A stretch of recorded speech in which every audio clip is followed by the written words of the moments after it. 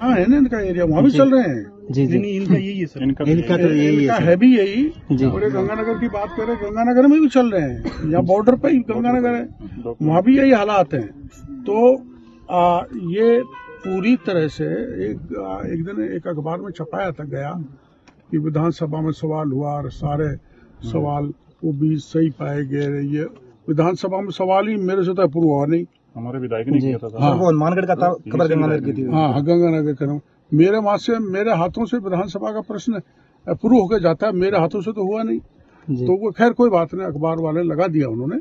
और फिर उस समय कुछ लोगों ने कहा था जो बीज बेचते हैं कि मंत्री जी गलत बयानबाजी कर रहे हैं, तो मैं इसको मैं प्रूव करने के लिए आया हूँ।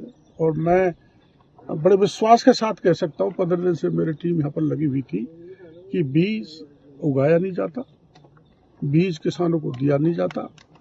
जो अनाज चाहे वो गेहूं का चला जाए, सरसों का चला जाए, मूंग का चला जाए या ग्वार का चला जाए, मंडियों से उस अनाज को खरीदते हैं और उसको किसान को सर्टिफाइड बीज बता के 10 गुने भाव में बेचते हैं। तो किसान लुट रहा है और किसान तो आर्थिक दृष्टि से टूट ही रहा है, उसकी फसल नहीं बढ़ पा रही। ये देश की हानि है। नकली खाद बीज को लेकर लगातार कृषि मंत्री जो किरोड़ी लाल मीणा हैं छापेमारी कर रहे हैं। आज हनुमानगढ़ जिले में किरोड़ी लाल मीणा ने छापेमारी की। जैसे ही इस खबर का पता उन फैक्ट्री मालिकों को चली जो नकली बीज और खाद का काम करते हैं, उनमें हड़कंप मच गया। लेकिन किरोड़ी लाल मीणा उन खेतों में पहुंच गए जहां पर जो निजी कंपनी द्वारा सब्सिडी के जो बीज मिलते हैं किसानों को देना होता है, लेकिन इसमें एक गड़बड़ झाला मिला कि उन कंपनियों ने वो बीज दिए ही नहीं जो बीज सरकार द्वारा उन्होंने सब्सिडी पर लिए थे, जबकि वहाँ नरमे की फसल खड़ी थी। किरोड़ी लाल मीणा डबली और पीलीबंगा क्षेत्र में पहुँचे। पीलीबंगा के 11 LKS क्षेत्र में पहुँचे जहाँ एक खेत के अंदर नरमे की फसल खड़ी थी, और लेकिन जो कागज़ों में दिखाया गया था वो अलग सब्सिडी के बीज थे।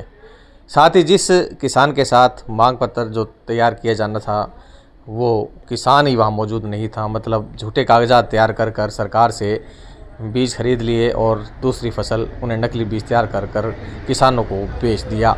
इस पर किरोड़ी लाल मीणा ने छापेमारी की, वहाँ अधिकारी भी मौजूद थे और कार्रवाई के दिशा निर्देश भी दिए। ये पहला खेत नहीं है, ऐसे कई खेत और मिलने की आशंका जताई जा रही है जिसमें सरकार द्वारा जो सब्सिडी पर बीज मिलता है, निजी कंपनियों ने वो बीज तो ले लिया लेकिन किसानों को दूसरा बीज दे दिया, नकली बीज जिसे कह सकते हैं। और मौके पर जब जाकर किरोड़ी लाल मीणा ने देखा तो फसल वहाँ दूसरी खड़ी। तो ऐसे में पूरा का पूरा गड़बड़ झाला देखने को मिल रहा है।